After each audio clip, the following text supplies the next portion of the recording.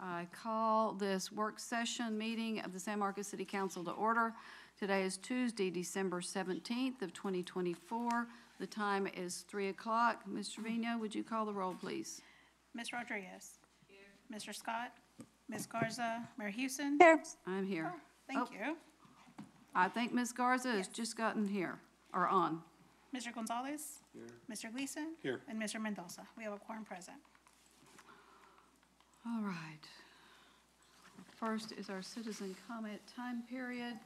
We have signed up Mr. Maxwell Baker, and he is joining us online. Mr. Baker, you're up. Hello. Yes. My name is Maxwell Baker. I plan to read a letter later on at the 6 p.m. meeting, but I wanted to jump in at 3 o'clock and, for one, commend City Council for continuing to hold discussions about housing, particularly with the San Marcos Housing Authority. We know that they are one of the premier leaders in helping us house our lower income population in San Marcos, and I hope that today's work session really illuminates some of the work that they're doing. I will say, from a kind of transparency and access perspective, I was a little disappointed when I went to research the work session and what to expect today that there was not a presentation available, either from city staff or from the Housing Authority. One of the things that I would hope that comes up in the discussions today are the quality of some of the housing that is being provided. In my time doing community advocacy work, I've definitely heard of people living in some of the listed apartment complexes run by the Housing Authority as being not entirely habitable, having issues of mold, having issues around tenants' rights, having issues around, feeling like they're totally safe there. So it would be really great as part of the backdrop to not just focus on, the number of housing, but also what are the rules and regulations that are maybe making housing more difficult for organizations like the Housing Authority. We know that things like credit checks and criminal background histories can be problematic when it comes to helping some lower income members of the community find housing.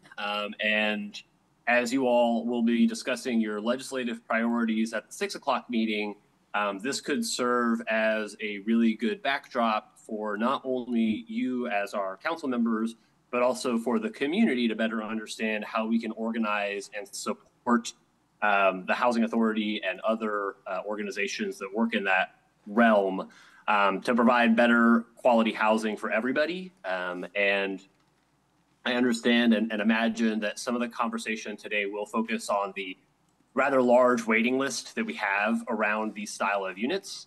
I really think that, we've done a lot of work through the low-income housing tax credit policy and through things like payment in lieu of taxes for some of the developments that you all have worked on over the past. But it would be good to really press the Housing Authority on what their needs are and what some of the laws and regulations are that are keeping them from better serving our community. So I look forward to the discussion and seeing you all again at 6 p.m. Thank you very much. Okay, Ms. Trevino, item 1. Receive a presentation, hold discussion regarding the operations and processes of the San Marcos Housing Authority and provide direction to the city manager. Ms. Reyes. Good afternoon, Mayor and Council. During the council work session on November 19th regarding low-income housing tax credit properties, there were some questions and discussion regarding the role of the San Marcos Housing Authority in serving our lower-income residents in the community. During the discussion, it was mentioned that it would be helpful to speak with San Marcos Housing Authority representatives and discuss the topic with them. Ms. Lana Wagner, Executive Director of the San Marcos Housing Authority, has joined us today to share more information about the operations and processes of her organization. Thank you for your attendance and willingness to be here, Ms. Wagner. I'm now going to turn it over to you.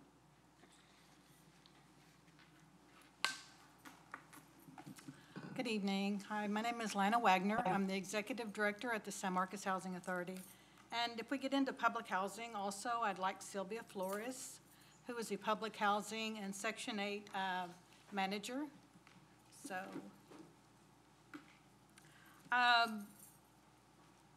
I believe that, to start off, I sent y'all a summary. I don't know, I think everybody received it. Did y'all receive a summary that I sent?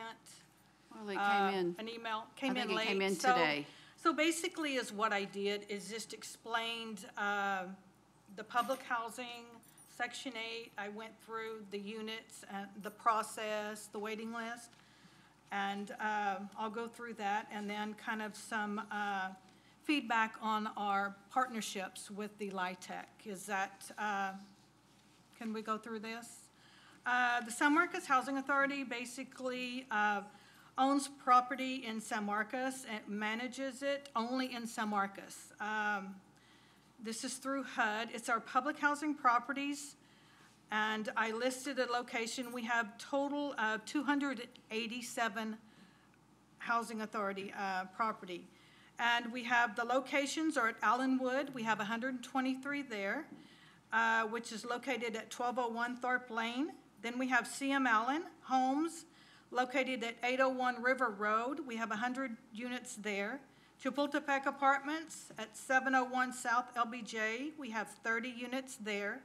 And then at Porter at 1235 West MLK, we have 8 apartments there. And then we have 26 scattered site homes throughout San Marcos.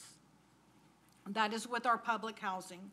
The other program that we have is our Section 8, which is called our Housing Choice Voucher HCV program.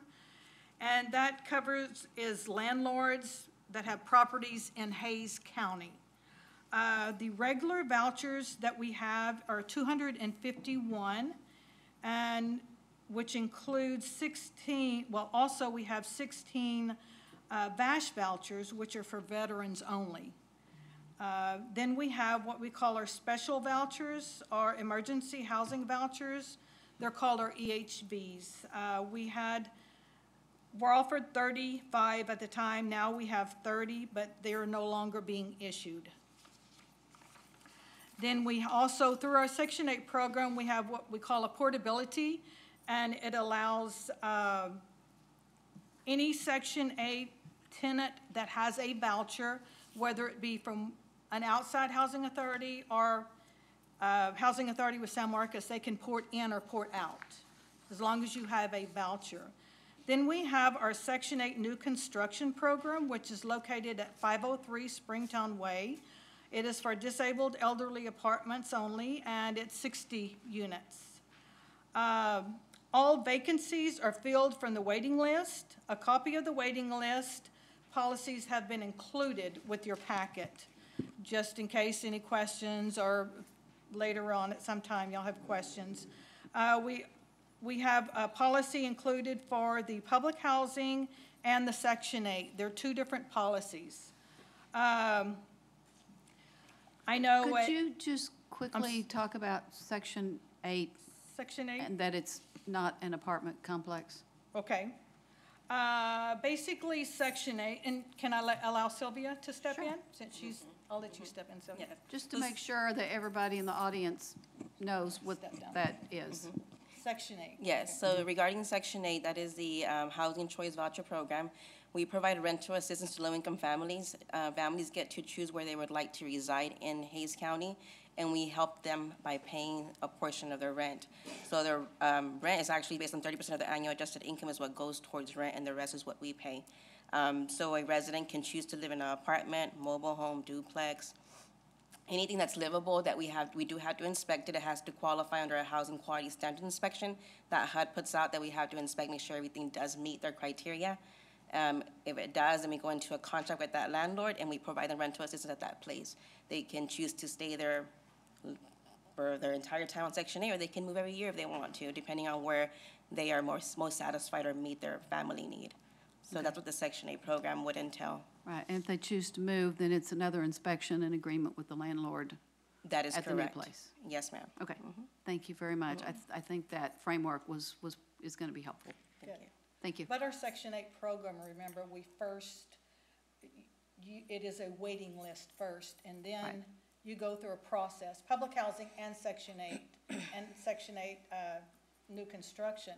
You get on the waiting list, Once your name becomes available, we go in and we interview you. There's a process that you have to be approved, whether you meet, criminal background. We don't necessarily do a credit check, but basically a criminal background check.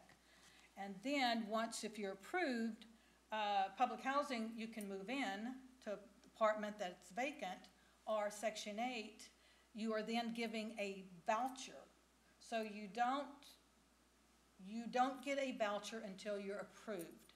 When you have a voucher, they tell you what you qualify for and what you can spend on rent. Once you find that, then that's where you're a voucher. On average, and how long is that process? Like from the time I, go first apply, go through that process, how long does that typically take? Okay, so regarding the Section 8 program, that wait list is very lengthy. The last time we did open it was actually 8 years ago, and it reopened again in September of this year. So that time, 8 years ago, we did have about 500 applicants. So it took a very long time to be able to assist them because we are only actually offered a total of 251 vouchers to actually assist people. And people can keep that voucher for as long as they need it, which some people do stay long-term. This time around, when we opened the waiting list, we did go for a lower amount of applications to try to assist them within the next 12 to 18 months. That is our goal. Of course, that time frame can be different. If, again, members of the vouchers are not moving out, then we have to continue assisting them until we have another one available. Then we can issue to the next person on the waiting list. That 8-year period, was that due to just lack of funding received? Was that due to? Correct. So HUD only actually provides us 251 vouchers. So once those vouchers are filled, our hands are tied. And that quantity, it's fixed? It has been fixed so far? Yes. So they will add vouchers, I believe, as they get funds approved, and they'll issue some out to different housing authorities. And at this time, we're still at that 251. So for the September opening, I know there was a lot of public feelings about that process. Do y'all want to kind of give us an idea, how that process went? Sure. Just more information about that? So when the waiting list opened back in September of 2024, we put out a public notice, which does go out on our newspaper, San Marcos Daily Record, and we also advertise to our local schools, women's shelters, Southside Community Center. So we try to, outreach as much as we can. That public notice was the only item that we actually put out, informing people to come in and apply on a certain date, but you must pick up a pre-application in advance so you can have it filled out and drop it off on that certain date. I don't have the dates on me, but it was in September. And that public notice stated that you must pick up the application, the pre-application, drop it off on blank date. When you drop it off, it was to get your name on a waiting list. And people believed or were assuming that it was going to be immediate voucher issuance. That was never stated anywhere in whatever we put out. It was just stated that you would be put on a waiting list, and it was very clear it was a pre-application for the waiting list. So when that opened, or the response that we did receive, we did get a lot of applications at the beginning. In the morning, people were lined up trying to turn them in because it is based on time and date of application. We do give Hays County residents preference, and that is a policy that we are allowed to adopt per HUD regulations. So what that means is that residents, people who apply for the waiting list, if they are living out of Hays County, they can still come in and apply, but I have to assist all my Hays County residents first. So if the person that was on the number 1 on that wait list is from Austin, just for example, I would have to actually skip them and house whoever's next from Hays County. And that's actually, it applies to both public housing and Section 8. So our goal is to help our Hays County residents first, and then we go out to whoever is next on that wait list from out of county. And how many applications did y'all receive during that Sure, it was period? approximately 180. 180.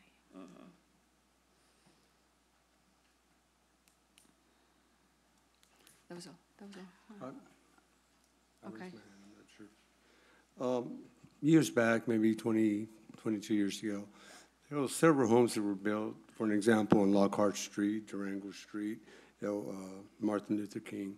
And those homes were supposed to be able to be bought back by the tenants. And how many of those type of homes do we have? And is that program still going on? Okay, that is considered, or with our 26 scattered site homes that they built. And that was in 90, I believe 92, 93, 94, 95.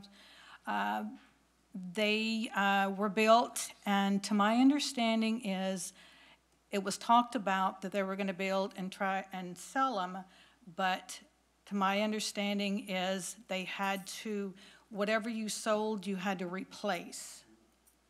And it just didn't work out, so that's why they kept it. And they are under public housing where they've always been. But none of those homes worked out? No, they did not sell any of them. Right. Now, later they did build, the San Marcos Housing Authority did build, I believe there were 4 homes off of Conway, and they did sell them. Right. Yes. And the reason I'm saying this is because we had the letter from y'all guys Okay, and told us the intent okay, of why they wanted to rezone this piece of property and the pros and cons. Right. And one of the pros was that those tenants will be able to buy those properties back. right. And I talked to several of those tenants even then. They said they made it impossible for us to buy those property back. I just wanted some more don't know. clarification on that. Yeah. I can, of course, that was before my time, but I really don't know the details on that. I can do research and look and give you more information at a later time. I just want to know, is that something that was promised, or, because I don't remember the words, if it works out. Yeah. I don't remember those, on those letters. You know, and I don't know if they couldn't get the funding or what, maybe down payments to help the people buy the homes. But to my understanding is, like I said, they could not, they had, whatever they sold, if they sold a house, they had to buy another property and build there. And And by they, you mean the housing authority? The housing authority, yes, I'm sorry, housing authority. and the down payment was supposed to work something like this. Whatever they paid in within those 5 years Okay, was going to give back for a down payment, a okay. down payment. okay. Yeah, I really like to know those answers. Okay, I because will a be lot of glad to people look were into let that down. and give it, yes, yes, sir. But you were saying it was more of a programmatic decision not to do this, not an individual person decision? That I don't know. Okay. You know, it was, That's what I thought you yes, said. yes. Okay. Okay, Yeah, and Mayor, if I could, that's what I was Go gonna ask too, about the 26 yes. scattered home sites. That is part of, I'm Yes, assuming yeah, that. it's exactly right, okay. exactly right. Is that, was this a HUD discussion, or was it part of the program itself? And was that codified, and was that a static number, right? Yes, yes. It'd be interesting to have that information, because I remember previously when we've discussed this, Councilmember Gonzalez has brought this up, and I've had community members bring up that at the time they remember those discussions going on, that those would be potentially be for purchase. I could see how that could be a problem if that was locked in, where they, if they Yeah. sold one, they had to go out and find something to replace it. But Yeah. at least you would still have these homes to keep someone in public housing as a permanent They are, structure, but, yes, okay, all right, thank they you. are public housing. And they all, since they have built them, they've been under public housing, Are any of those? part of our 287. And those, I don't know which ones those are that are built on Conway. Do you know how many of those are in the floodplain, and how many of those are gonna be potentially added to the floodplain? Something else to look up with what we're gonna do this afternoon, this evening, of adding additional acreage and changing the FEMA maps also. Yeah. That may be something to take into consideration too. Okay, yeah, It'd be interesting to see if how many of those homes are gonna be impacted by that. okay. I'm curious to see the ones in Conway as well. Do you know their addresses by any chance? They are Conway and not Sturgeon, and then Conway. Mary Street. They're kind of on a corner. They're all three together, 4 of them together. But you can, That- when you get back with us, you can I include will. that information. Okay, perfect. Okay. Ms. Garza, did you have a question where, we were talking about Section 8 and the application process, and then we got to talking about these 26, because Mr. Gonzalez remembers when that, when those were built. And I think I do too, kind of, sort of. I guess, I don't know, since we didn't get a presentation, like where this fits, but if you're gonna cover this later on, I'm happy to wait. Touching back on what Ms. Rodriguez mentioned about the recent voucher situation, I think that led to a lot of questions and conversation I had with the mayor and our city manager.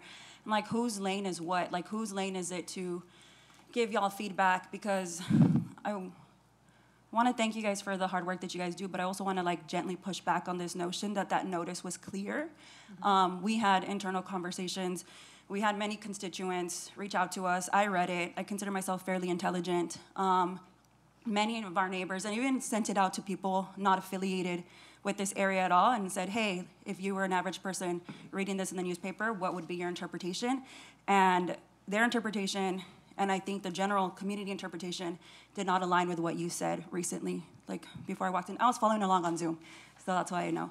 But all of that led to, well, folks calling us, and we were unfamiliar with, like, whose lane is it to, or what are the channels of providing feedback, right? So we have the Housing Authority Board, but y'all have your own systems, and then you guys are over here with the federal government, and it's like, how do we provide feedback and ensure our neighbors' accountability if we don't know the processes?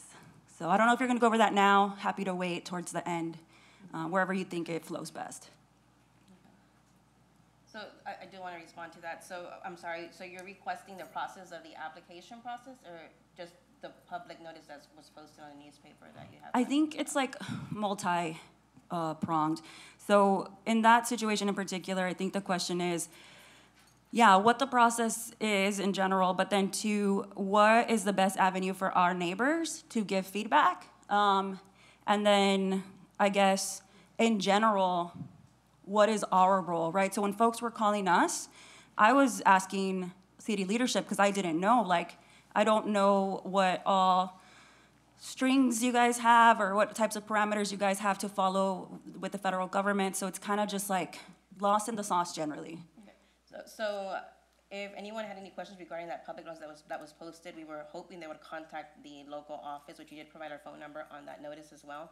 If they had some type of confusion or questions that needed to be answered. Number two, anybody's welcome to contact HUD. So HUD is the ones who are above the Housing Authority.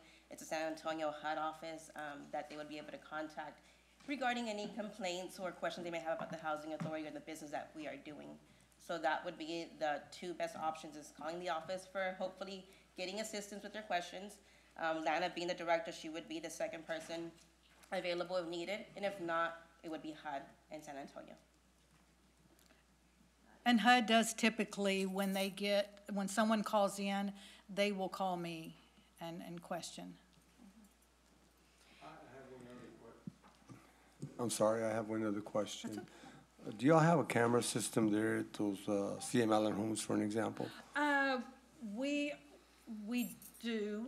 We just had installed the flock cameras, which are at each entrance. We're going through the process of getting more cameras on the properties.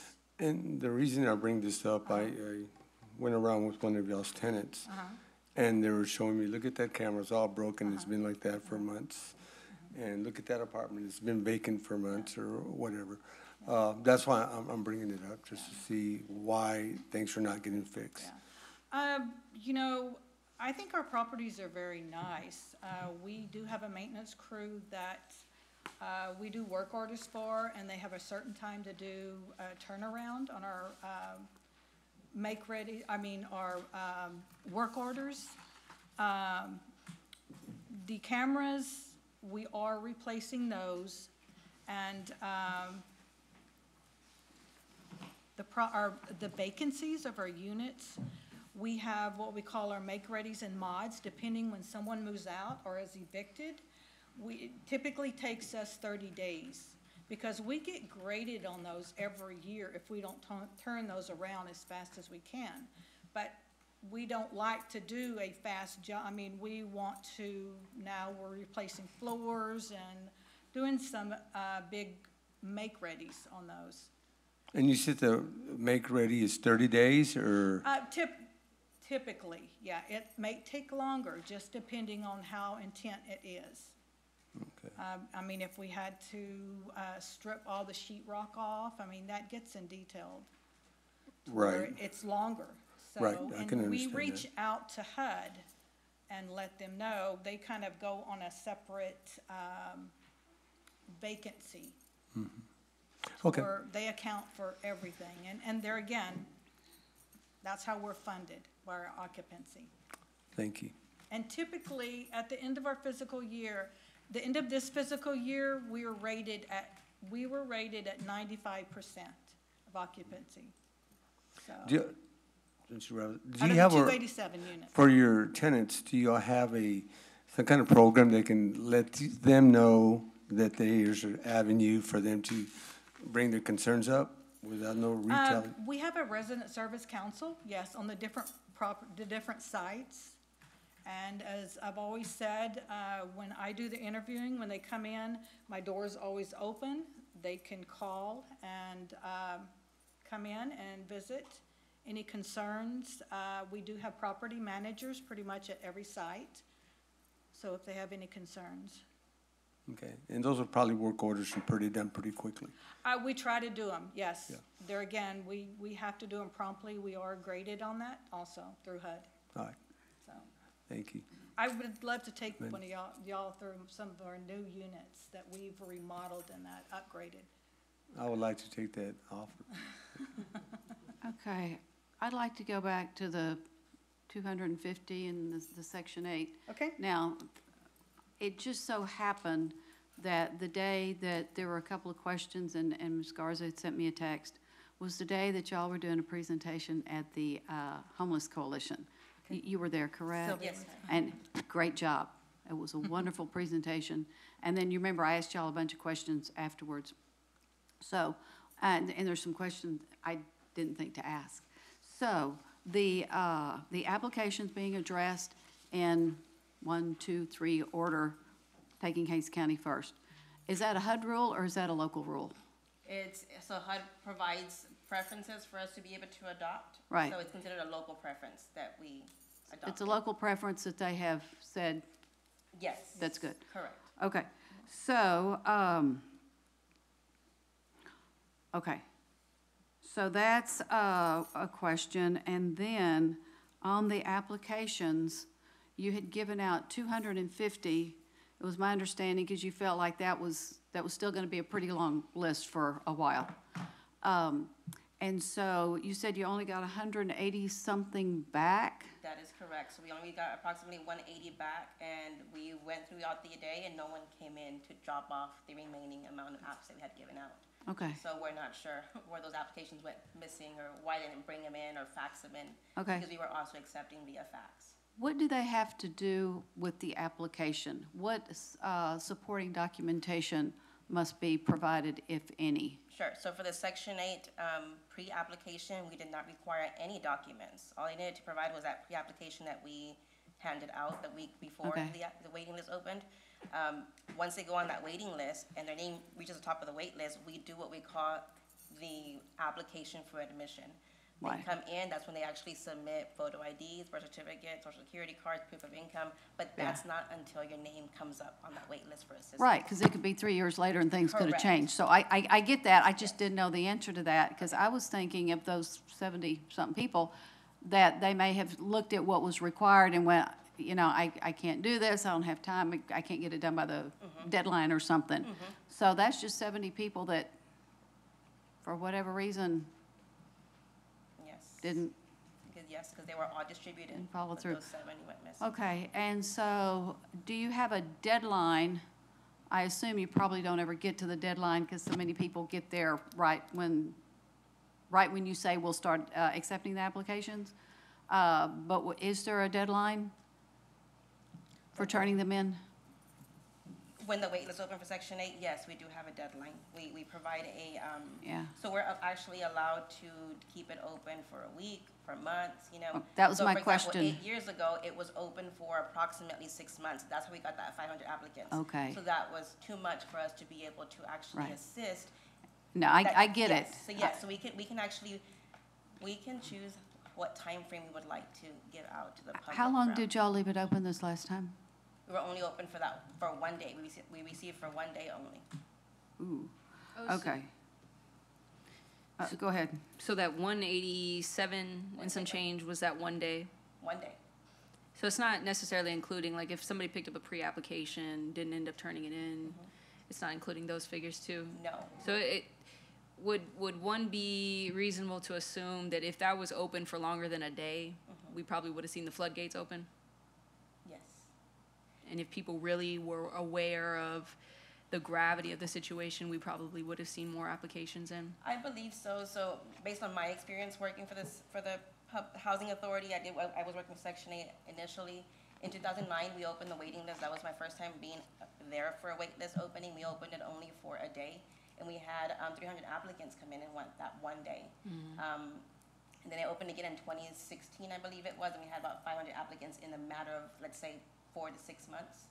This time around, our policy states that we should try to only open the wait list to stay open, to be able to assist a group of people that would allow us to house them within 12 to 18 months. So that is our goal. So this current policy that we're currently in states that. So opening that waiting list for 3, 4, 5 days or a month would have not allowed us to fulfill that. When you time. say our policy, whose policy?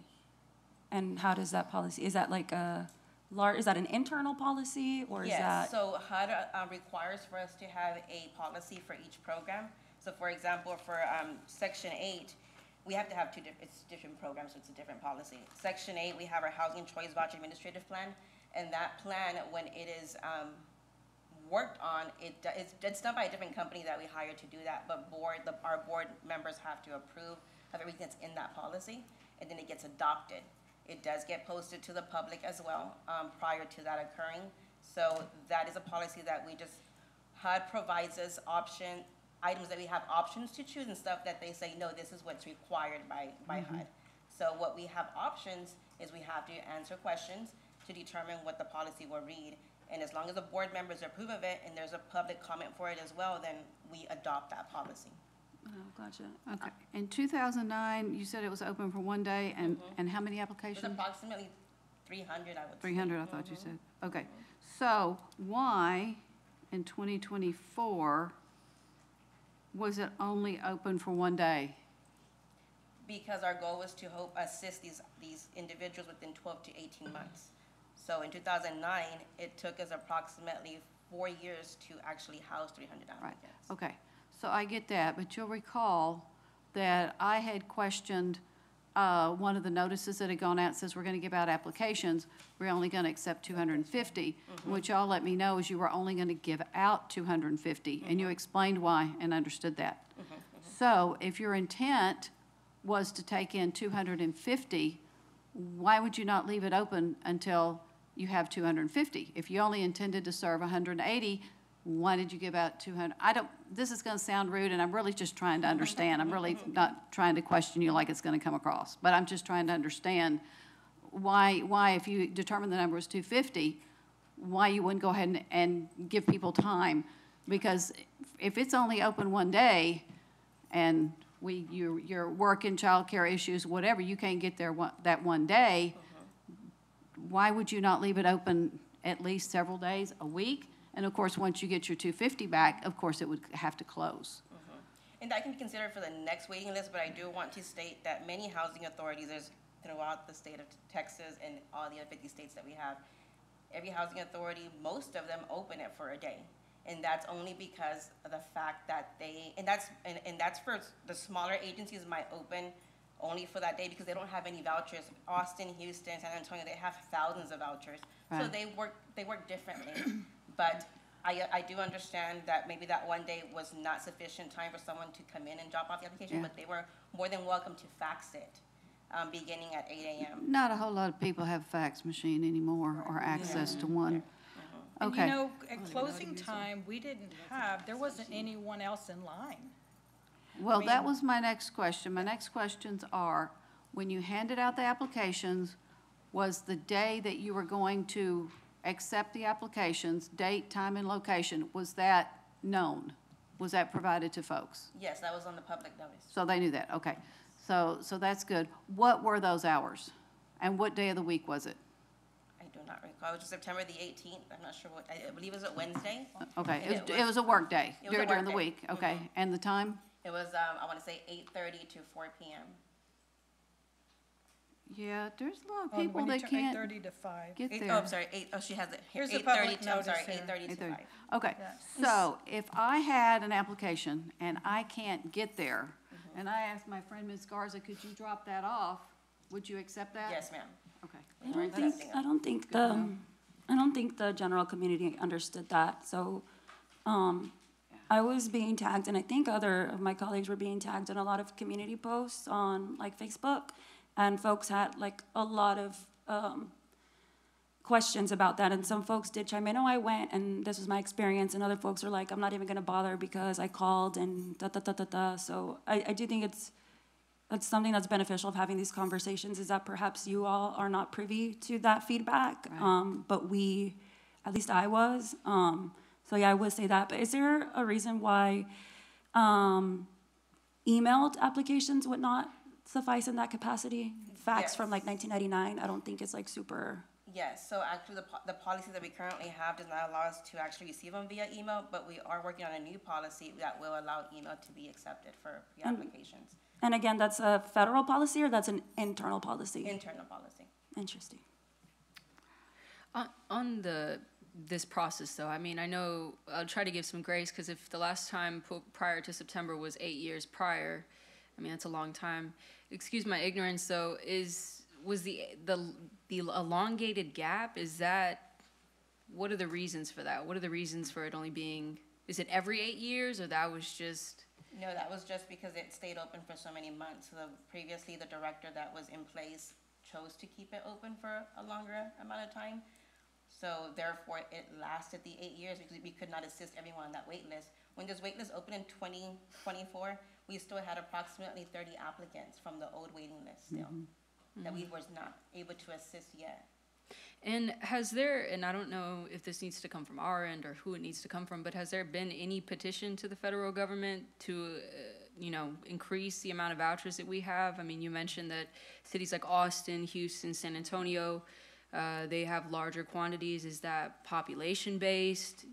On what threshold do they make that decision?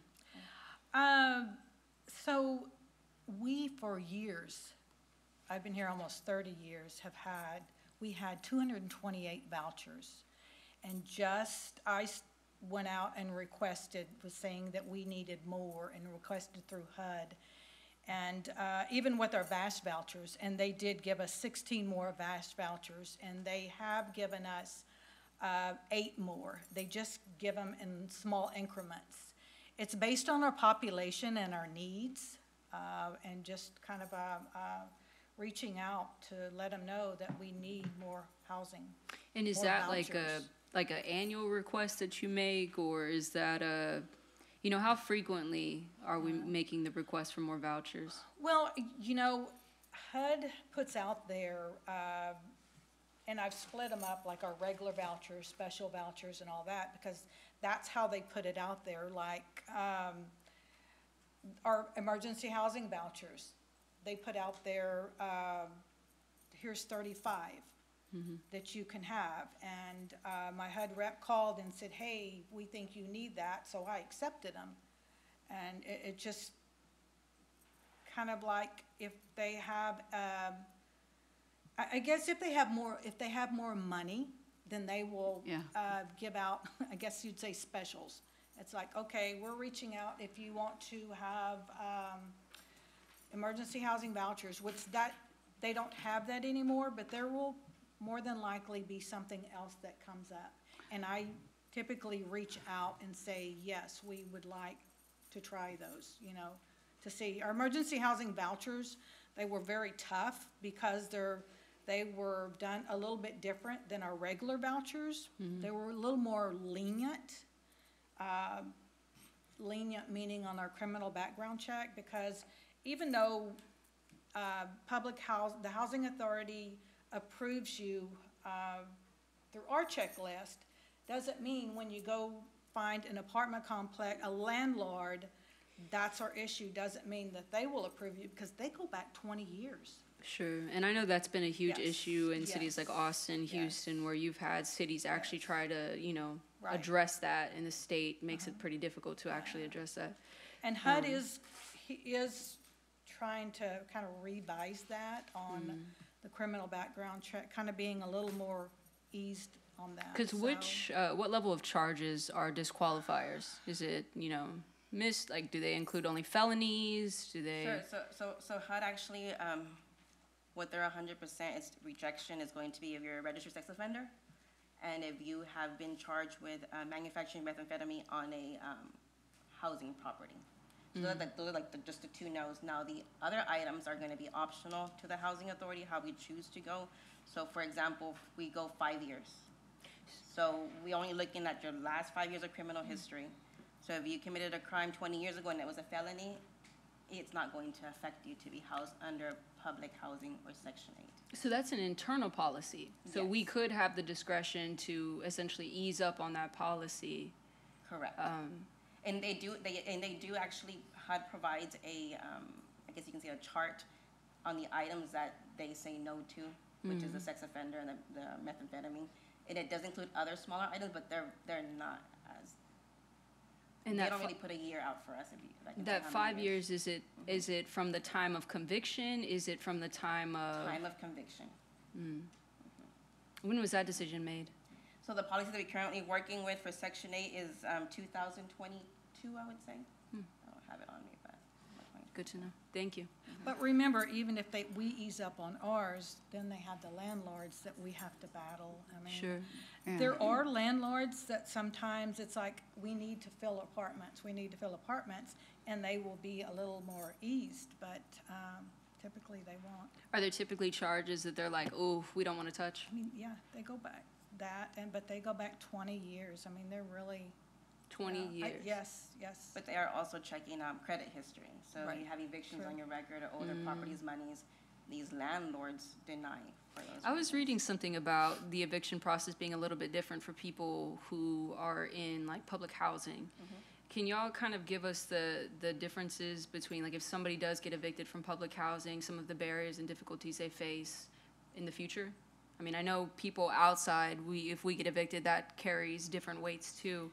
But how may that differ when you get evicted from public housing? So for example, people who do apply for public housing assistance and they have a record of evictions, I'm speaking from the application side first. If they have evictions, we still assist them. So because you were evicted from an apartment complex and now you owe them $5,000, but because you couldn't afford to pay that rent at the time because your income, goes up and down all the time, we would still assist them because we know that it's their income that was a barrier that would not allow them to afford that rent. And be under public housing, you would be able to afford the rent that's set for you based upon the income that you provide to the housing authority. Now, if you get evicted from the housing authority, from public housing for non-payment of rent or whatever it may be, I'm not sure what barriers they would have on that next apartment place where they will apply. Other housing authorities, for example, that they may try to go attempt to apply, they will house them unless there was a reason for, like, it was criminal activity on the property, or if you owe the other housing authority money, then you have to pay that previous housing authority back those funds. But if it's a private landlord, I wouldn't be able to answer on how that would affect them at that location. Okay. May I ask, yes. go back to the waiting list? Say Yeah, the- because I'm going back to the waiting list too. I'll join you. So we have 500 on the waiting list, right? In that 12-year span, we have to do maintenance on the waiting list. So typically, every 6 months, you have to send out letters, everybody who is on the waiting list, asking, are you still interested in housing? The letter comes back, or you have to send it out, you have to send out 2 letters. And if it doesn't come back, then they could be dropped from the waiting list. But you have to do it, the letters have to come back twice. I would typically say half of the people, half of that 500 are the ones who actually got housed. Yeah, The because other half were others dropped. found housing Yes, elsewhere, moved away, Yes. something. And most of them want it immediately and that, so, which is understandable too. but- Okay. I'm still concerned about this about this only 24 hours, or one day, actually, 8, 9 hours, for this housing to be accepted. Because if I'm somebody at HUD, and I say they gave out 250 applications, and oh, look, there was only 180-something need, they don't need any more vouchers, that's concerning, and that's what I would be thinking if I were, up here somewhere else. So why would, since you'd already decided you're only gonna give out 250 applications because that's all you could handle on the list, I get that. Why would you not accept them all, or at least give people a week? But they look at the ones that are housed, not the vouchers that are on the waiting list. That's the only measure they look at? Yes, that's where we get funded from, When you're asking for more vouchers, right? if I saw that you'd given out Oh, I see 250. what you're saying, okay, yeah. And only 180 came back, I'd say, well, I guess you don't need any more. So that's part of the reason why I'm concerned. I'm just concerned that it was during the workday and not everybody can get there. I mean, maybe they work out of town, maybe they're in a job that they can't get away. They didn't know maybe that they could send it in with someone else. This is really concerning me. I get that some of them are gonna fall by the wayside for whatever reason. I get that.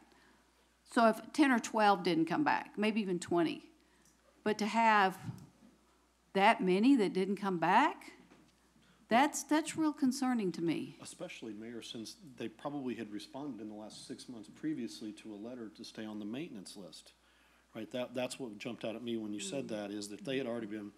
Now, I'm talking about the new 250. Yeah, but that 250 would have been from the previous, No. right? Or those No. are still on, okay. No, this is a brand-new Okay, list. so then my other question was kind of going along the mayor's lines here about the one-day thing. What is stopping you from reopening that for another 24-hour period? Is there anything codified? Did I miss anything that you couldn't redo that since you knew that that's a number you were trying to get to? Is that something is there anything in the policy that says you could not do that? No, it doesn't. Okay.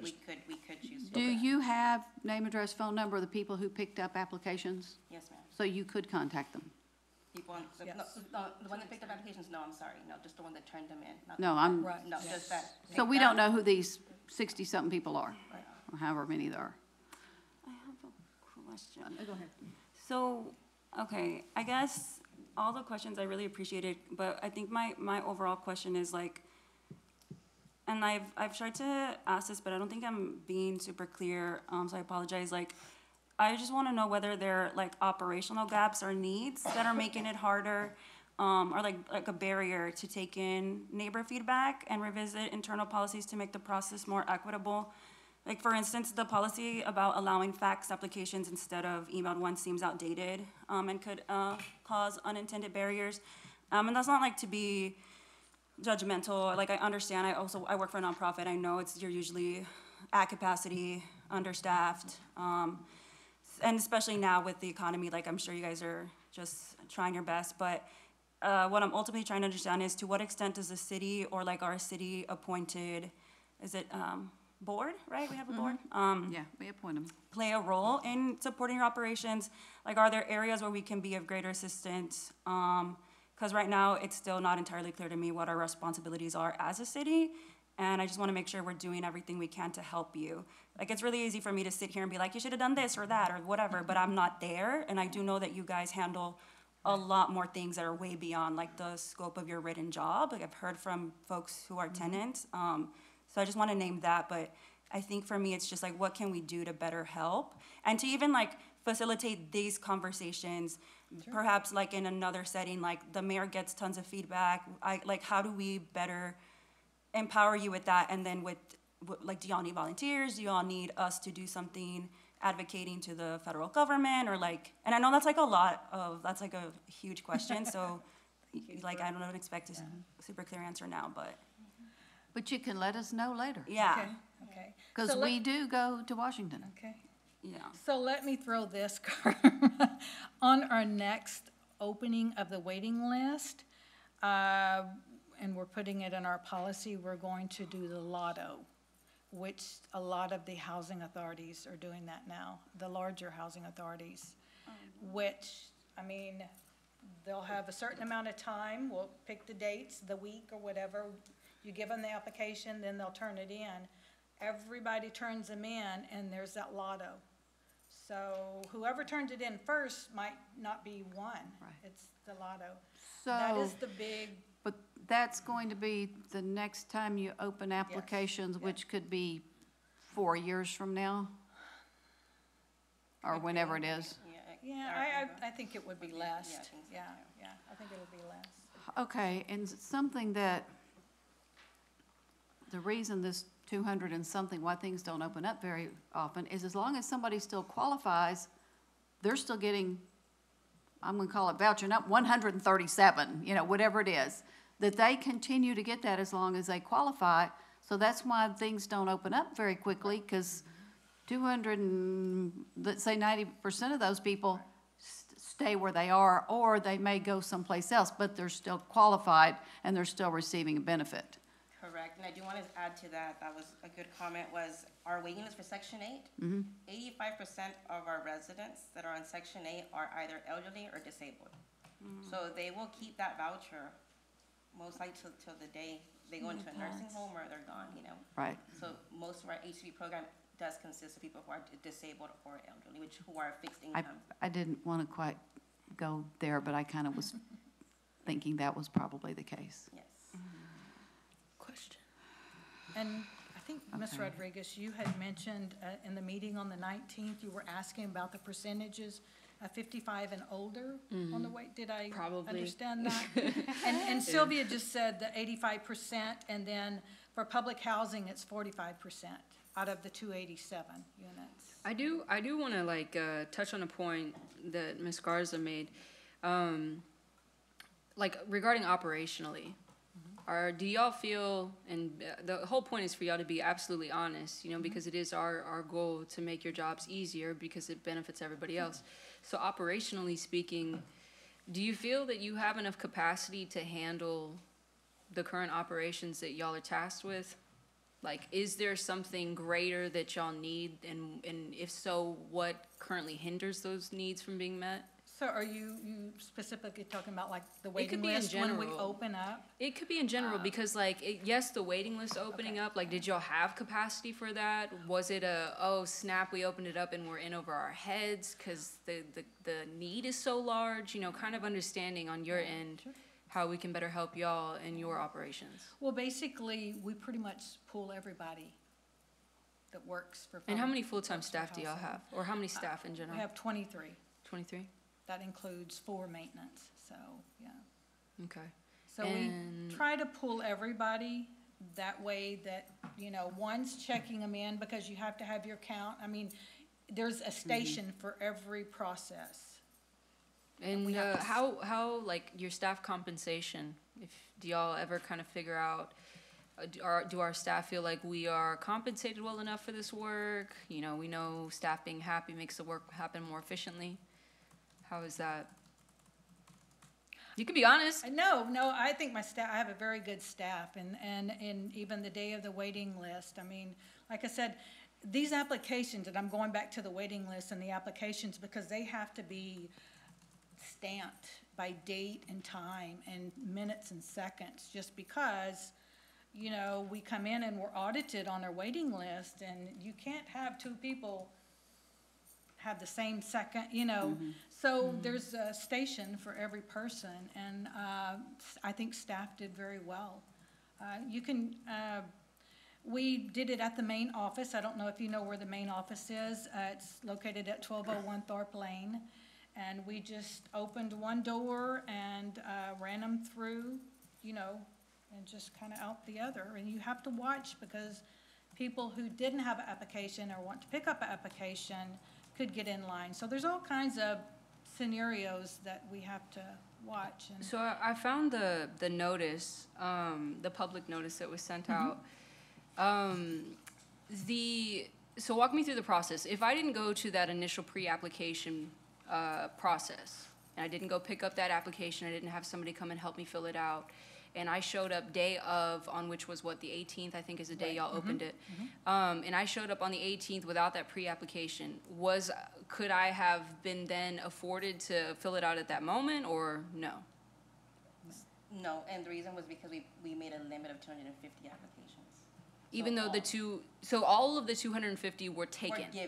We're given out that week of September the 9th to the 12th. And did y'all only print those 250?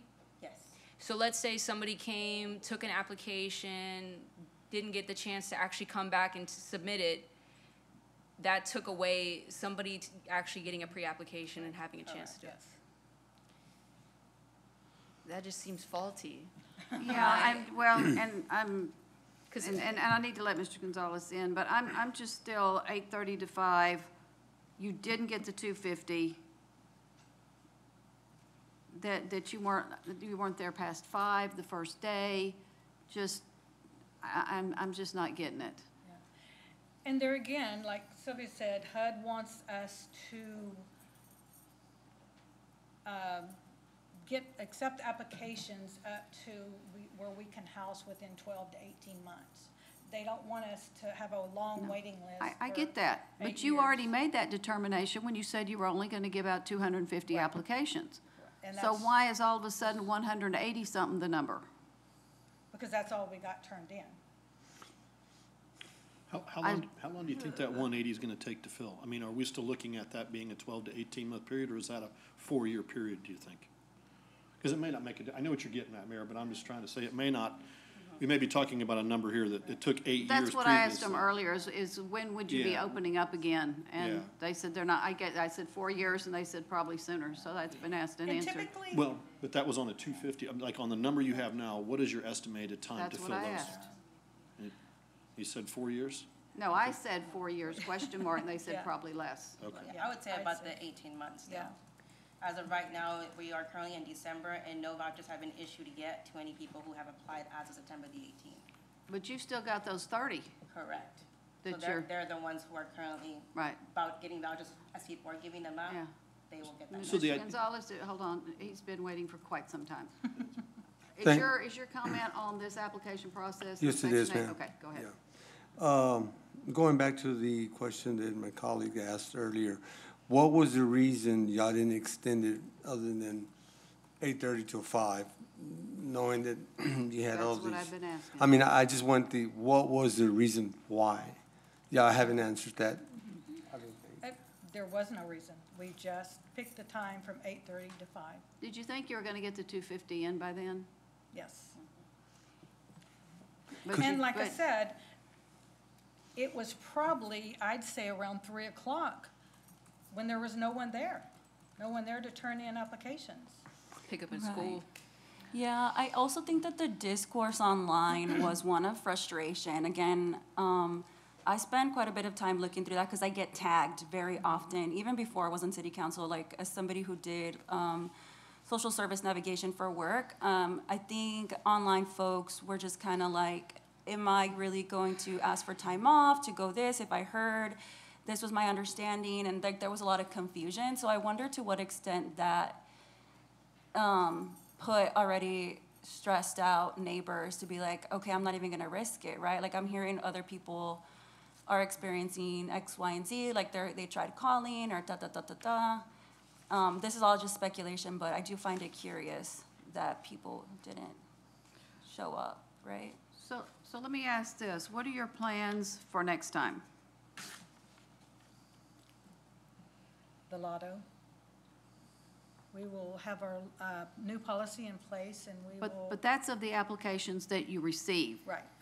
How many, do you have a feel for how many applications you might be handing out and Accepting or- expecting to come yeah, back? okay. And what will be your method for accepting those? See, and we can, on applications handing out, we can hand out 500 applications, but then we can say on our lotto system that we're only going to accept, there's that cutoff, 300.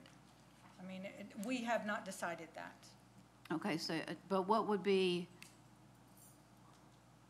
the lotto is only after they're turned in and who gets selected for the next voucher that comes up. Right. I'm talking about the application process.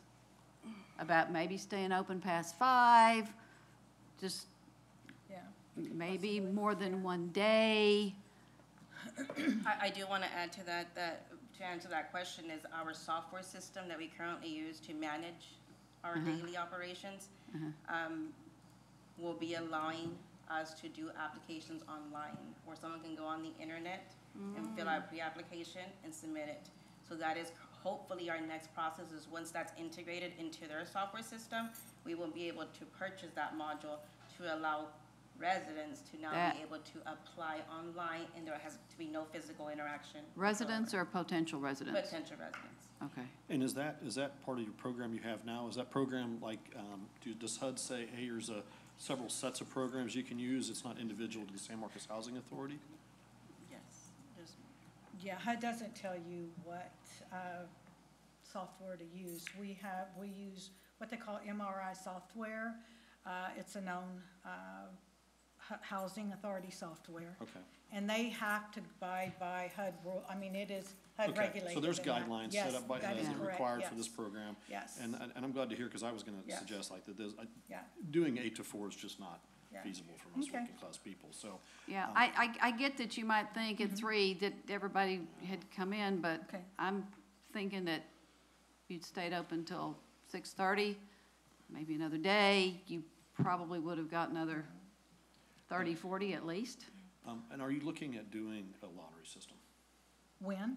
Are you gonna try They to just- implement the yes. next? They just I'm just did. making, I wanna Yes. confirm Yes. that they are gonna do a Yes. lottery system for the next time. Yes. But Our that's- software has to make That's what I some was getting at, changes the update. within our software, and that is our next step to have it done by the time we open up the waiting list again. Okay. And that's how people will be, but it really has nothing to do with the application process. It's how people get chosen to get the next available voucher. Okay, Mayor, hold on, Mr. Scott, and then I'll come right back. It was on the lottery thing as well. Is it open to the public? The lottery? Yes.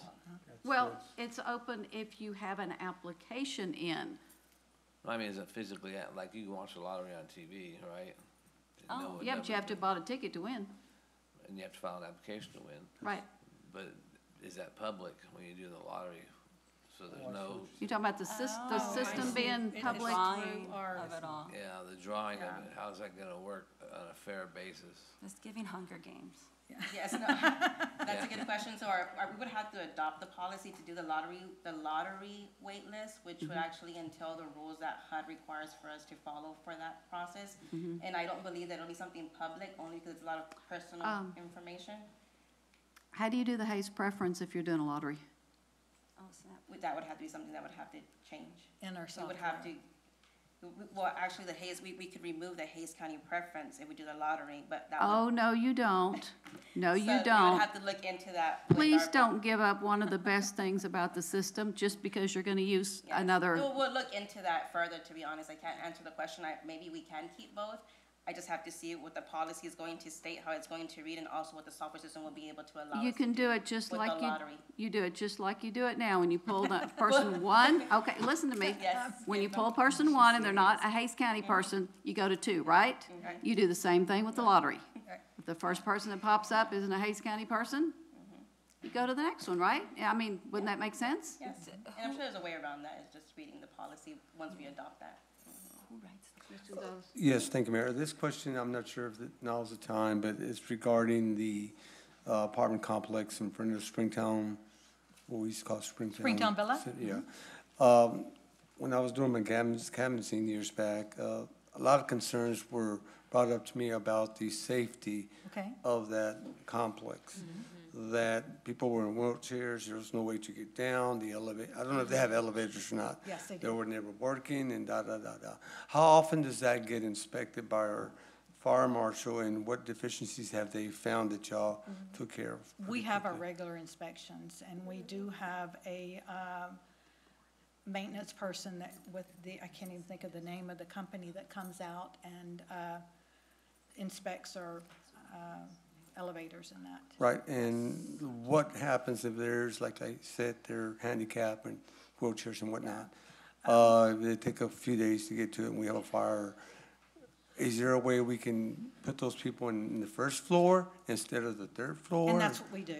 That's what we Okay. try to do, is most everybody, and that's the first thing that is asked is, you know, some people, when they're in a wheelchair, can get up and walk, but the ones who cannot are pretty much on the first floor. Most all of them are housed. Safety-wise, everything's up to date, fire alarm system and everything Yes, else? that is correct. Yeah. And we are in the process of remodeling Springtown Villa also. Okay. Yeah, I was just concerned that Yes, there, yeah. they have several. They do have a camera system, and we are extending more around the perimeters of the property. And we are, once we get the outer construction work done and add some parking spaces, we are going to put a fence up around. And who's gonna monitor the camera system and what times? We don't have a 24/7 monitor, but our maintenance, we have a property manager there that can look at the cameras. Just during the day, but a Yes, crime that could is correct. happen and y'all won't know it until the following day. Yeah, we have they have what they call a resident council, and there's kind of an individual, things happen, they will call the manager and say, hey, this is going on. All right, thank you. Ms. Rodriguez? Yeah, regarding the renovations on that particular area, I too have heard about the elevator issue. One lady I spoke to, it was actually when I was volunteering with CAD and y'all did the egg Okay. thing over there. They said it was like 2 to 3 days. And so that's a long time, Yeah. you know, if you're having to make it down the stairs. So in those renovations, how many elevators do y'all currently have on that campus? Just one? Yeah, it's a 3-story high-rise of 60 And- units. Do y'all keep like records on how frequently people call in about that particular elevator? Yes, my property manager does, yes. And off the top of your head, and if you don't have the answers, that's okay right now. But off the top of your head, how frequently do y'all find people complaining about that particular elevator? Well, let's state that about a week ago, and we've had, I know, the elevator go down twice in 1 month. So, and we have been looking into getting new elevators put in. Okay. Yeah, if we could make that a priority, because I have heard that Yes. on multiple occasions. Yeah. Well, the building, they were built in the 70s. And that's the original elevator, so we are that is part of our construction part, is to, Yeah, because even if I'm not fully like immobile, it still can be difficult. I mean, you have somebody like Sure. my grandma who can walk, but it's still Yeah. very difficult to take the trek down the Right. stairs. I agree. So. Yeah, because even if you can walk, stairs are going to be tricky. Ms. Reyes? I think one of the questions, Lana, that we would get is just really as far as the San Marcos Housing Authority Board that council appoints, what is their role in interfacing with staff and providing some of the, you know, kind of a community perspective? They don't have the ability to give you like direction. They're not a governing body over Right, you. right.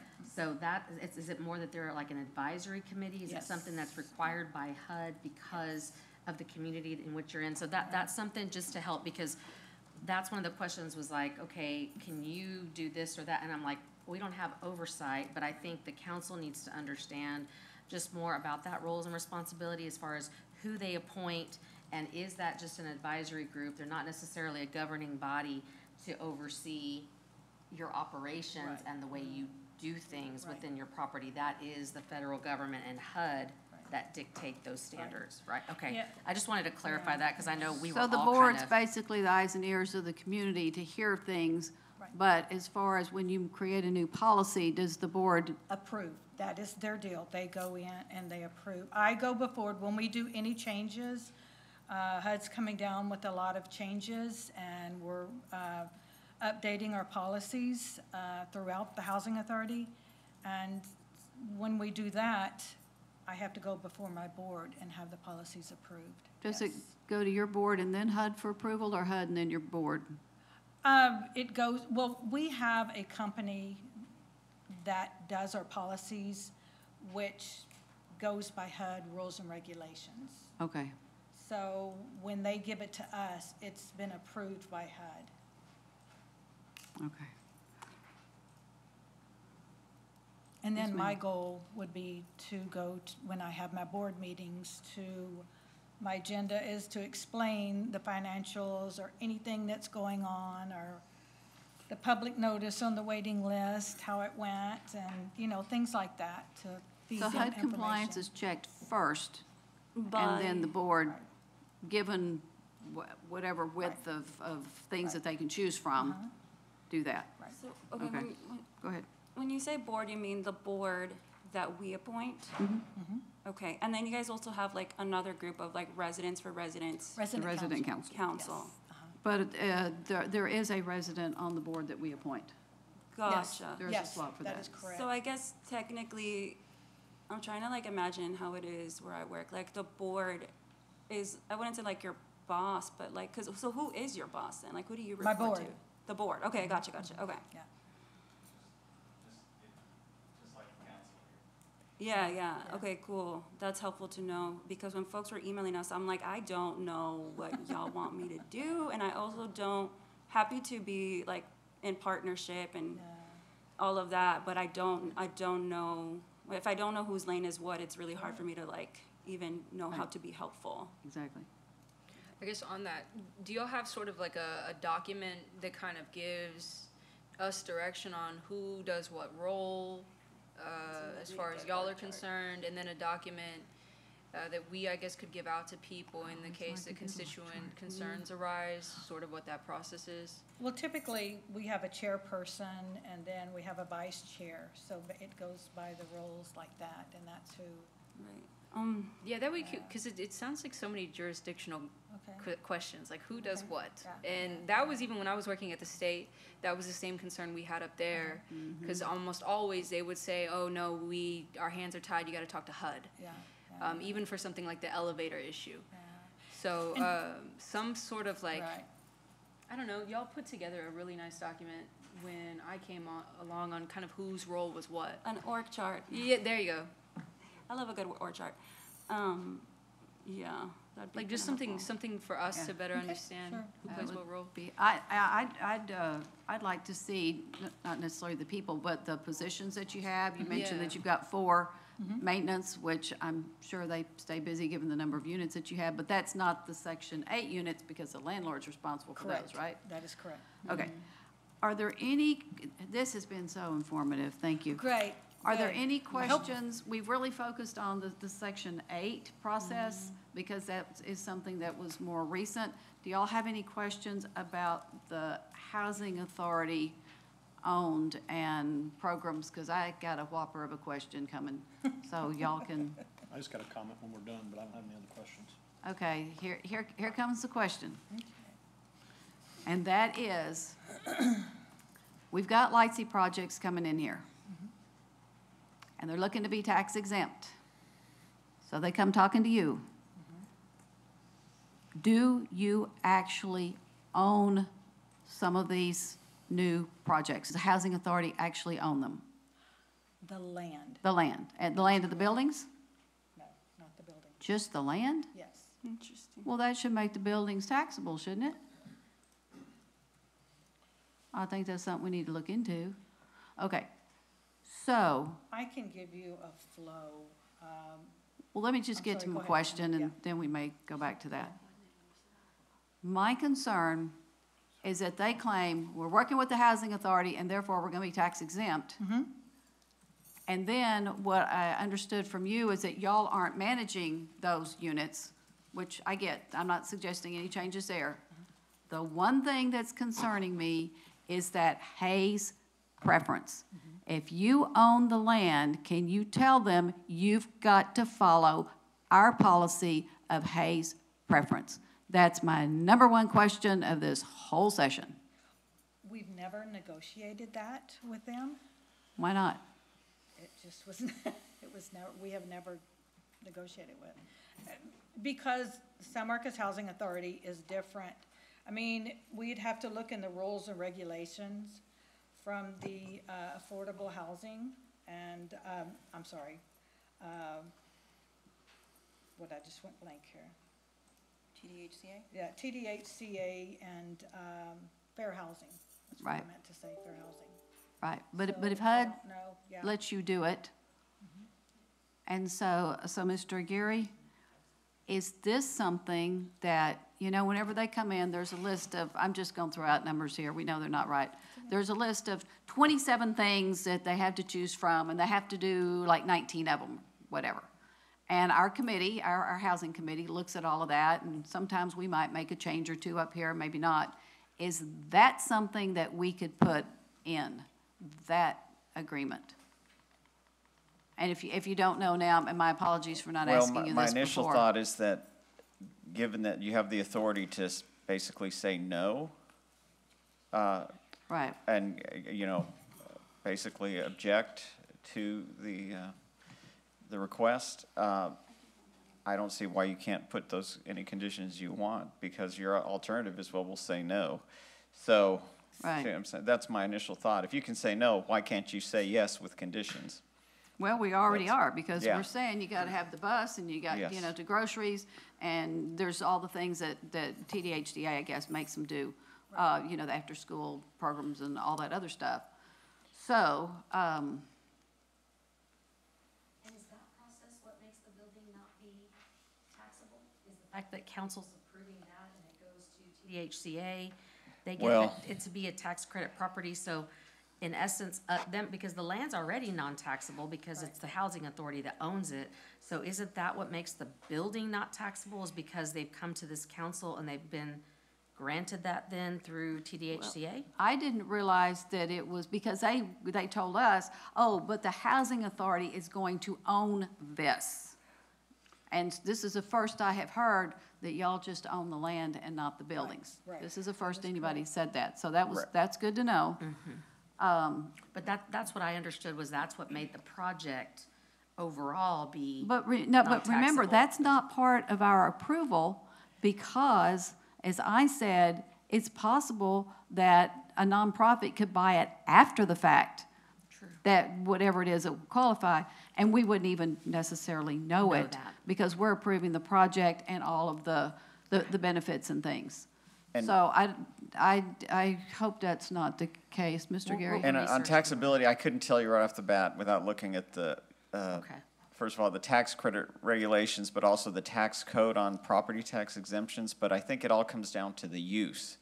I don't know that there's the distinction between the building and the land is the sole factor. I think it's the use, whether it's the building or the For property. affordable housing. But again, that's where, Yeah, but There- some are privately owned, and they are paying property taxes. I understand it's not the majority of them, but there are some.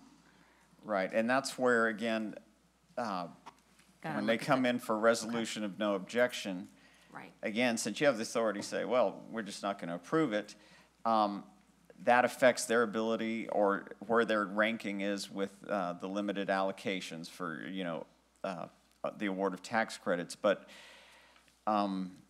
that's where we get into the pilot agreements, like, well, we'll give you that, we'll approve that, but we want you to give us a pilot agreement Well, as a condition, but. Yeah. Well, and I kind of want a pilot that's the same amount as the taxes every year, but that's a whole nother thing. So can we look at, find out the legalities, because I'm concerned about three different types of projects. One, the future projects, because there will likely be more, and can we make that Hayes preference in there? Secondly, can we go back and somehow do that for the ones that we've already approved, or can the housing authority do that? And then number three, what I found out when staff gave me the list, we got a whole bunch of these that have been related to the housing authority before we even started doing them. So there's the ones before we have started, one. before we did them, the recent ones, those, and then the future. So if we could find out what we can do about the Hayes preference, because every time we approve one, I say yes, but I want that housing for our people. Wish we could make it San Marcos, but I want it for our people, because folks there, like everybody else, as I've made the point before, they want to use the library and the parks. There will be some police and fire needed at times. I hope not, but it's gonna happen. And so without receiving any property tax money, that puts the burden on everyone else. And so I have said yes, because I know we need the housing. But if it's people coming from outside of Hays County and San Marcos, I'm really not happy about it. So does that make sense? I'm not saying we need to break any fair housing laws. I'm just saying what my preference is. Can I mention something on our preference? Yes. Being Hays County, it is also that individual, if they live in Austin, but they work in San Marcos, they are considered in our Hays County preference. That's okay. They're, Okay, whatever you consider Yeah, Hays okay, preference, okay. that's, That's good. that's, Okay. that's good. Okay. Yeah. I was gonna bring that up too, that was one of the questions after this. You go right ahead, Mr. Gleason. No, you know, to me, this is a huge deal. Like, the preference part of it is helping the citizens and the people in the region, for the need of this. And I've had real concerns about these Light C projects for the very same reason. And so, this needs to be codified the same way it would be with the Light C. I don't know how staff comes up with this, that the same way with the San Marcos Housing Authority. And without of it, I would tell my colleagues, I would never support another Light C project until that's done. Because of that very concern that I have of, and in fact, thank you about mentioning that as also residents working here, because that was one of the parts I was gonna bring up. So, yeah, until we could get that codified, I wouldn't be supporting another one. Regarding the Hays County preference, so does that include people whose kids go to school in our district? You know, what if they live in the surrounding counties, but their kids go here? So the Hays County preference is just based on your residency in Hays County, or if you're working in Hays County? So if your kids are going to Hays County, but you live in Austin, that wouldn't qualify? No, but what if you live in the school district, because Yeah. some of the school district is outside of Hays County? Yeah. And that would be something that I was gonna bring up as part of a preference. You could easily do that, I, right? If Yeah, you're so we I don't can, have I that. can, Yes, because it does cross the county Yeah. lines, that would definitely be something, a preference of, do your kids attend San Marcos? and it's CIS? gonna be more and more as we annex more as into, we annex, but Guadalupe then that County. gives you still a 10-mile radius or 5-mile radius into Guadalupe and Caldwell Yeah. County, helping the region. so have y'all ever looked at, since this is a local thing, right? That y'all on your board can choose. Correct. Has anybody ever said, let's include this San Marcos School District? No, not that I've been made aware of. That's surprising. Yeah, I think the ISD could be helpful in that, because that's a conversation they've had to had a lot when it comes to services and like folks, let's say like in Redwood, for example, like there's still San Marcos ISD, like the kiddos go there, but they live outside the county, or like trying to help also them navigate external services. I think they might be helpful for like verbiage on how to capture like folks that live outside the Hays County, but they still, most of their time is spent in San Marcos. A lot of the folks whose kids go to San Marcos ISD and don't live in Hays, they still work in Hays. It's just like Right. a weird limbo. Yeah, they may get picked up on that. I'm really surprised nobody has brought that up before. All right. And I think that goes Okay. for any policy and future policy that this board or anybody else does, the council does, it should definitely be including, because we're on the Well- corner and because we've got city limits extending, we should be including anything the We, CISD does. Right? That map should be overlaid. All right. Ms. Reyes, we have at times met with other boards, sometimes P and Z. I think maybe we did Parks Board once. Could we have a joint meeting of our council and their board, and let's have an interchange with the board and, yes, can we do that? Yes, ma'am, and it's, Of I course you think have to that's post the it. key, because ultimately, Ms. Wagner and her staff, very much like the city manager, they're really at the direction of that board. Correct. And that's where the broad policy is gonna come from, and the approved policies. Yes. Of course, if there's HUD regs that tie our hands, we'll, Yeah. have to deal with that. But Right. that is an appropriate dialogue, I think. I guess perhaps after new appointments are made, I don't know who's up on the Housing Authority, who's re-upping, but perhaps after the appointments are done, at the first meeting in February, we could do this in late March. We can do it in late March. Do y'all want to do it maybe at the, just because of, this doesn't necessarily lend itself to a good dialogue. So we've done it before at the activity center or I was something gonna like say, that. Are y'all good with activity center, that? yes, it Okay. needs to not be here. So March is when we, y'all appoint. We appoint in February and they take office on March 1st. And we have to do the swear, yeah. The training. That's why I said late March, it's so that you can get your orientation or whatever you need done, and maybe have one meeting Okay. and then we'll chat with them. And a list of needs, I think. And a list Of needs. Right. Like, I really want y'all to be as clear as you can with what you need. And of those needs, you know, which we can sit there and meet, just so we can actually maximize that opportunity to have everybody there. Regarding the board, sorry for my ignorance, how frequently do they meet currently? We meet once a month. Once a month? Okay. Fourth Tuesday of every month. Yeah, and they do a On the good what? job at Tuesday, posting it on their except website The fourth too. Fourth Tuesday, Tues- Yeah, except this month. for we're off. holiday. Okay, yeah. thank you. Yeah, And may I mention on the LIHTC, with Sure. our partnership, we do receive a fee with our partnerships from them and, all of our LIHTC partners. Which Yes, I remember that. This money enables us to meet a lot of our needs. Springtown Villa, the elevator, the fence, the housing authority is subsidized through HUD, right? Partly. And then by rents from the tenants. The monies that we receive doesn't carry for all these updates that we need. And I have gone before my board and it's like, these are my needs, what we're doing. We have this money and these are our projects that I would like to see done. So it's safe to say, for the record, for any opponents of LICI projects, that they do in fact have a return, That is correct, yes. and that helps you function as an organization. Yes, Okay. that is, to the housing authority, that is an advantage for us, because like I said, Springtown Villa, public housing, we can't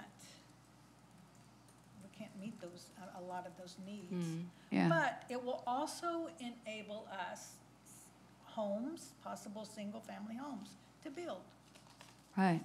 I just looked up the member roster, and only the housing resident is up this year. So we will That have is correct. consistency. oh, gotcha, yeah. We won't have other new ones unless somebody has left the board or something. Right. Okay. On that note, I just wanted to give you guys props. I do appreciate that in your website, you guys also list like the meeting, like the agendas. I think one area of growth is perhaps adding contact information either on those commissioners. I don't know, are they given a city email like the P and Z commissioners are or something? Aren't P and Z commissioners given their own emails now? No. So it's like if they're expected to be kind of like the eyes and ears of the community and be able to bring that feedback, it's like how do individuals reach out to the Board of Commissioners from the Housing Authority? I think that might be helpful. And then just one other quick thing, y'all mentioned the office in San Antonio as being another office to contact. We don't have that in our website, and I didn't find it in y'all's either, so I think that's an area of growth for both us and then y'all to add that. But y'all list a whole bunch of other phone numbers, and you're like, this is this office, this is the address, so I appreciate that, but Great. I do think maybe adding that office in San Antonio. Our HUD field office is Yeah. what we call it, yes. The field office is in San Antonio. Is Yes. that like a toll-free line? Like, do you have to wait, or does it go straight No, to it goes somebody, straight to, yes. to somebody who you There's a- could speak to? Yeah, If we have a tenant that calls and wants to complain, and wants to go, not even to my board, then I will give them. yeah, I think it's one of those things where it's like, it'd be helpful to have like somewhere that's like official documenting, that way we can be able to give you guys some more like breadcrumbs as to where we're getting feedback. Sometimes it's not helpful, I know not everybody is in a lot of these community, like neighborhood groups and stuff. So yeah, it's either like they call y'all office, and then if they want information on like above y'all, should we refer them to the board, or should we refer them to San Antonio office, or?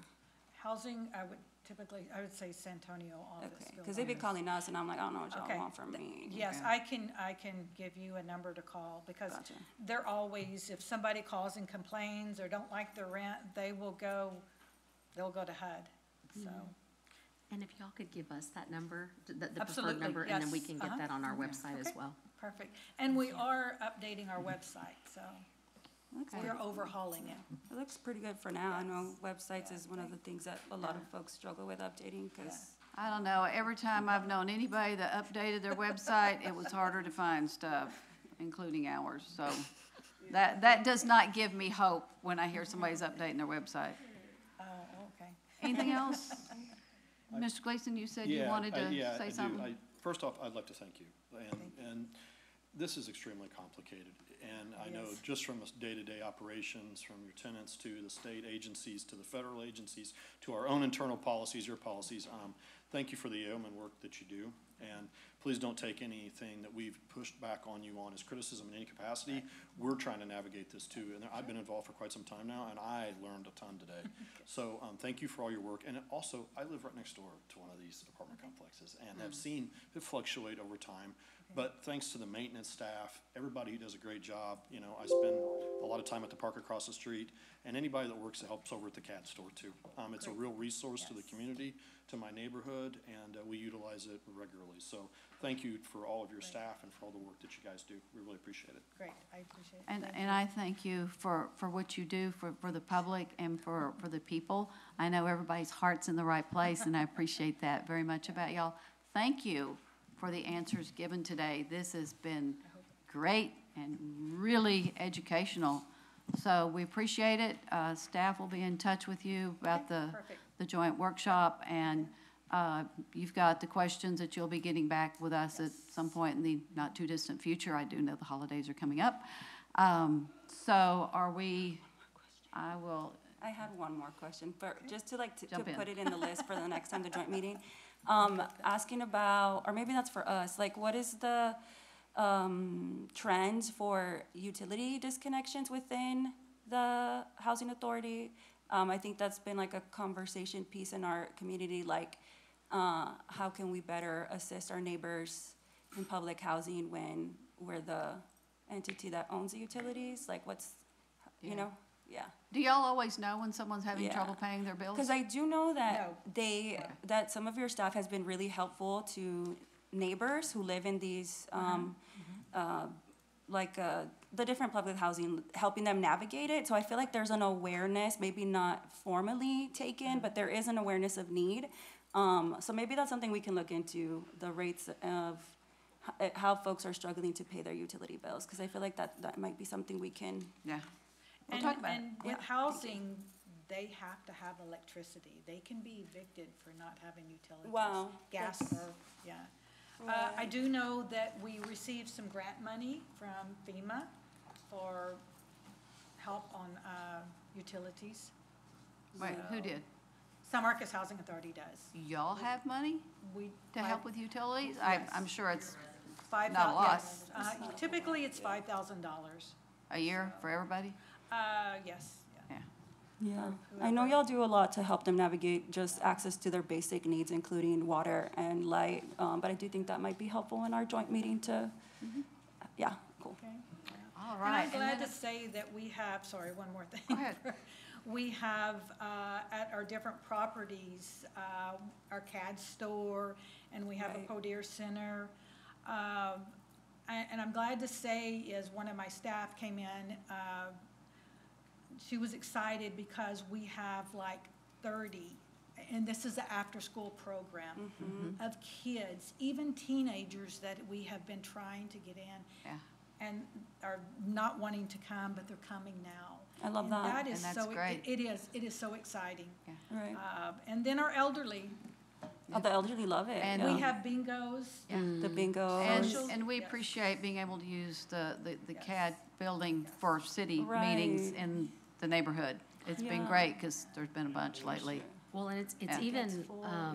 I know when we went for Neighborhood National Night Out, and went to the CM Allen complex and talked with one of your employees there. Shout out Ms. Bonnie. And she talked about one of our employees. I won't make him be embarrassed, but she talked about him when he was younger and the influence that she had, you know, on him, and that she would even tell him, like, okay, are you acting up? Are you doing this or that? Right, And so pórtate bien. she's really happy to see, and he's actually in a leadership role within our organization and one of our field operations. So it's really cool to see the impact too, and how that's also come full circle. And we have some of the folks who have been able to be benefactors, you know, from those particular services that you offer, and now are working and contributing and giving back to the community through their service at the city. And I appreciate y'all's input, and we really learned a lot today, so this was very helpful for us. And if you do drive by and you see something, would you please let me know? They probably get tired of seeing me, but I try to drive by quite often. Yeah, I need to talk to you about a prior plumbing issue when we finish here. Oh, I just had one question. So, like, for the next time we meet, programmatic things. So I volunteered at CAD for about 6 months with Miss Bonnie. I would work with, you know, some of the fraternities and sororities who come and dedicate their time. And one of the themes I noticed is the kids come from school and they are starving. Yeah. So initially, we were not feeding the kids. They would get snacks and general things, but it gets expensive to, like you were saying, sometimes it's 30 kids, sometimes it's anywhere from 20, you know, on plus. And so we were pulling out of our own pockets to feed them, and we were feeding them, even though Miss Bonnie told us no, we were feeding them, and often, always, these kids would then go and say, if there was leftover food, can I take some home to my family?